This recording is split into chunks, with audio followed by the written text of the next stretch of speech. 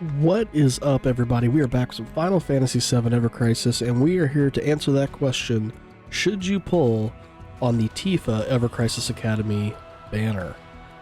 So, if you're kind of new to these things, guys, how this works, this is not really designed for those of you who are, you know, you want everything for that specific character. You have that waifu, the husbando you're pulling for, and you're going to pull everything for them. Again, this isn't designed for that. If you're one of those people who you have to have everything for Tifa, pull. Just make sure, again, that you have enough to get yourself to that 12 stamp card to get the outfit. That's always kind of the prize when it comes to these. This is going to be more designed for those of you who are trying to think more a little bit about the meta of the game. How are you going to use this in your builds? How can it be used in your builds? What can you build it with? And is it worth your time to spend on it, or should you be saving for that next thing? So let's get into this. And again, if you're new to the channel, hit the subscribe button, follow along with what we do here, hit that like button, comment down below your thoughts on the banner, and let's get into it. So, first things first, the look. This is a really good looking outfit for Tifa. They are definitely preying on those that are all about Tifa's pixels. She does look really good in this. You got the little hair clip right here. You got two of them actually crossing. You've got her new weapon right here, which is kind of weird that it's not like, I think like maybe like rings or something like that. It's a bracelet. You got this little Ever Crisis Academy logo on the side here. You got the blue scrunchy barrette thing going on back here. Of course, the pleated skirt and the almost knee-high socks. I didn't notice the chocobo when they first dropped. I missed that. Got the little chocobo here on the side. Overall, outfit looks amazing. She looks awesome. This very, very reminiscent of like a Sailor Moon type look, but it looks really good. So let's talk about stats. Let's start with the outfit first. The 7th high school uniform. First off, offers physical and magic defense. Solid stat always. Anything that provides you survivability is always going to be a great thing. And then the class president's earring, which has a little chocobo. Ooh, does this actually? I didn't look at her ears, so I wonder if she actually has like an earring there. That is a chocobo. We need to look at that here in a second. So it offers. This is kind of like was it Lucia's and was it Sid's outfit that we just recently got? And there's been another one as well, where we get this big ability damage modifier right here for elements. This is kind of like our new Arcanum. Even though it's slightly weaker, it is providing a secondary thing. And that is the attack stand command gauge for physical ability damage when at max is up 20%. So you're getting 30% extra wind damage, 20% extra physical damage. This is a solid R ability. At least till we get our next power creep. I want to quickly check this real quick. So she is wearing earrings. Are they little chocobo earrings? They are! Little chocobo in the heart, just like the R ability symbol. That's awesome. That's cute. I like it. Is it blue or black? I can't really tell. Looks like maybe like a really like flashy black, maybe? Alright, anyway, sorry about that. Let's get back into this. And then we have the class president's bracelet. So 660 physical wind damage. So offers physical P attack, or boost P attack, sorry, and boost wind potency, P attack, cross sigil. This is going to be really, really similar. Sorry, I'm trying to, the new layout here is messing with me. To her motor drive. Now, at base 5-star, this new weapon is already doing as much physical damage percentage-wise as an OB6 motor drive. Motor drive is just straight physical attack across the board, whereas the other one's going to give you physical attack, cross. This does go up into 790%, but the other one's going to surpass it. Stat-wise, 609 P attack, and we're looking at 62 P attack, 26 wind. So if we go back, which by the way, having that maxed, you already have max P attack. So back into here, if you get up to OB1, 760 P attack, or physical wind damage, the other benefit here, by the way, is you're getting a P attack increase to all allies, low to mid, when your HP is 50% or more, which, let's be honest, most of the time you're going to be there. And because you're going to be, in theory, attacking with this solely, this is going to be even, it's always going to be up in that mid-range, almost always. Or the max potency, I should say. Your boost P attack's at 32, so if you're main-handing this, which you're probably going to, plus 20% physical attack, and then plus 15 to the on the wind, so 25%.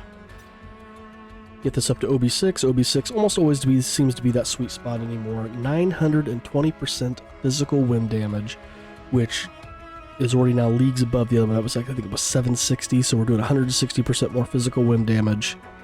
You get, again, that P attack increase from mid to high. It's bumped up to that now. By the way, this is where this will cap. Still only 20 seconds, but again, you're going to be constantly casting this anyways. P attack's at 40, so now you are at that 30% addition to your physical attack. Wind potency is 27, so plus 40%. And if you do, by the way, and we're all already now past max attack on the other one too, at OB6 when that's OB10. If you do take this up to OB10, you're now at 674, 1060 physical wind damage. You're still at that mid to high, lasting only 25 seconds. Not a long time, but again, if you're going to be, in theory, casting this over and over as your main DPS, that's not going to matter too much. Here's one of the big differences between this and Motor Drive, and that's when it comes to the R ability. The other one maxed at 62 P attack. If you had that thing at OB10, you've already got, in your main hand in it, you've already got max physical attack. You can then focus elsewhere for your other R abilities. This one only goes up to 46, which I say only, it's 9 points away from max physical attack. You're getting that 40% here instead of 50%. But you don't have to do much to get it there. You can have a weak P attack with a strong wind R ability to finish out what you've got to get that your max physical attack. Wind potency is at 39, so again, main handing this, you're at 55. Overall, solid weapon. This is definitely a replacement for Motor Drive. So unfortunately, I am 3 weapon parts away from maxing or having OB10 Motor Drive, which is a bummer. Because like I said, this is going to replace it if I were to pull for it. So then that becomes, do you pull for this? Is this worth pulling for? So how are you going to utilize this? Well, like I said, you're going to utilize this in any Wind Weak party, physical specifically. Benefits of this. This weapon having the ability to raise the P attack of all allies up to high now takes a little bit of strain off either your support character, your secondary DPS, or your healer. They're not having to do that, and they can focus on debuffs, or they can focus on like defense up the party, or resisting down the enemy, debuffing the enemy, healing.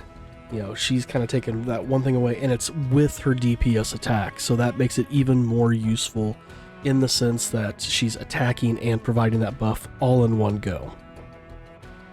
You could pair this thing with a few other things. Like I said, for Tifa, you could pair this with the Motor Drive. You got this at OB10. I mean, if you have this in your secondary slot, you're getting 36 to your P attack, 26 to your wind potency, and still getting solid bonuses to each thing. Again, this is going to be just used for our abilities at this point, so it doesn't even have to go in her offhand. This could go in her secondary equipment, or it could go in her offhand and not go into the secondary. So what could you then put into secondary? Well, you could do a couple other things as well. There's not a whole lot here. You could have her debuff if you got something to do an M attack. The problem is this is going to provide extra M attack. The Grand Gloves are doing heal, so that's not going to provide you much. You do have the Sonic Strikers to boost attack, boosting water resist, which isn't going to be typically a combination you're going to see where you're dealing wind damage to something that's dealing water damage. The Kaiser Knuckles can raise MDef, or can lower MDef as well, but again, this is boosting ice resist, not something you're going to typically see with the wind resist, your wind attacking. Again, this is boosting magic ability potency, not as necessary. Lightning resist, again, you're going to want something with earth. But this does reduce P attack on the enemy, so it's not a terrible thing, because it also boosts P def. Your lifeguard, your healing, she's probably not going to be doing any healing. P attack and ice, snow, you've got magic attack and water. You've got your attack and water potency, again, not super helpful. and then this one's going to be doing magic and fire. Really, the best thing for her, if you pulled for it, would be her daffodil gloves. It's going to be a solid thing to put into that slot. Some other things you could add with this, you could, with Red 13, go for the Brilliant Collar. That's going to boost wind damage for all allies. And keep in mind, with Red 13, not only can he then do that, he can also... All his collars look the same to me. I gotta figure out which one it is. He could heal if you want him to, but he can also... Where is his wind collar at? That one's his magic wind damage. Fire and ice. Here it is. Wind resist decrease. You have a 3 ATB wind decrease. Again, you can take it up to OB10 if you can get it there. It's going to be automatic wind resist down by high. And like I said, the fact that it's 3 ATB and diamond sigil, super helpful. Again, you could put this in the main slot. He can heal. Give him a boost to heal, and he can also do an all cure in his third materia slot. Super useful. Mixing that here with this Brilliant Collar, which is going to boost his heal and his HP.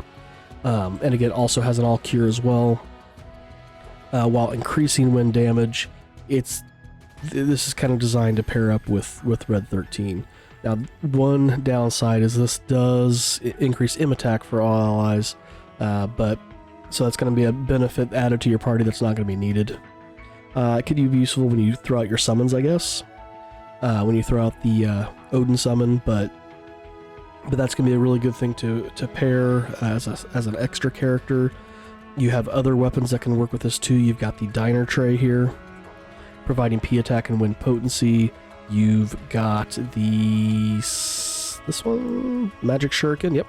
Which this would be a great one to throw on Tifa because it's going to boost attack and wind potency. You've got for Aerith the Prism Rod, which is going to boost HP and wind potency, as well as the Flora Wand boosting attack and wind potency. You know, these are all solid things you can tack on there, and like I said, the fact that you've already got Red, who could be healing and doing your wind resist down, you could have a secondary DPS by using Yuffie. Throw her in your party with her wind outfit and that Diner Tray, and now all of a sudden you could be dishing out some really good damage because the Diner Tray is doing 850% damage. Again, nothing to, shy away at. Unfortunately, she does have a wind boosting one as well, or a magic boosting one as well, which we're not as concerned about. But those are some options there. So the next question becomes, should you pull on the banner? We have a total of 4 banners that are going to be coming. This is one of 4. We do have the Kate Sith Limit Break as well. I'm not as keen on this one. It was neat, but now that the guild battle's over, I'm less inclined to do this one because it seemed like it was very niche for that. This, on the other hand, though, could have use for a while. Tifa is a very, very, very strong DPS. So strong, in fact, they had to boost other characters that they wanted to be the strong DPS characters to catch up to her. You mix that along with the fact that, my god, is this stamp card generous. By the end of the first page, which again, if you're going to pull, you should always want to get for the costume, you're looking at OB4. That's without getting any luck on any of your other pulls. If you, just get it to OB4, which again, OB6 is that sweet spot, you don't have to go much further. Stamp card to 4th stamp slot. And by the end of the 2nd stamp card, you are OB10. You have a fully maxed out weapon by the end of this. So worst case scenario, 24 pulls. I got a math here for a second. So 24 times 3,000 would be 72,000 crystals. Gets you an OB10 weapon, guaranteed OB10 weapon, and the costume. Something else to note is that we do have this Ogre Killer. We have Glenn's new ultimate weapon, and I just skipped past it. This provides a lot of things for him. Now, again, it makes him a nice tank. It doesn't really help other people in the group. It specifically helps him. But we were given 100 free parts. We're going to get 40 over the span of these 4 weeks and these giveaway things. That leaves you having to get 160. That's 16 draws. And again, 16 draws times the 3,000, you're spending 4,800. And if you're even somewhat lucky with your draws, let's say you get at least 2 stamps on every draw, by the end of this stamp card, by the end of the 2 stamps, you could have an OB-10 weapon easily, plus the Ogre Killer, and with some extra Mako gems to spare. So, do you pull on this banner? If you're in need of some win stuff, absolutely. I think this is a really, really strong banner. I think it's going to be really useful for a while. This could probably be very beneficial for much later content. We got quite a bit of time between now and our next big collaboration, so there's going to be a little bit more time to save. Yes, we have other draws coming as well. But again, with as generous as these stamp cards are, unless you're stupid unlucky and only get 1 stamp per pull, I think you're going to have crystals to pull on 2 or 3 of these banners easily. And then be able to go on. I'm a huge Tifa person, so I am probably going to be pulling on this banner, even though I'm only sitting at 48,000 crystals and I wish I had more. I like this. I am probably going to be pulling on it, and like I said, I think it's a solid banner. I think it's a really good banner to pull on. So let me know down in the comments below, what do you think about this banner? What do you think about my my view on it? Did I evaluate it correctly? Do you think I missed some things? Did I put too much hype into it? Not enough? Let me know down in the comments. Let's start that conversation, and we'll call it there. So thanks for watching, guys. Again, if you're new to that channel, hit that subscribe button and follow along with what we do here. Thank you for watching, and we'll see you in the next one.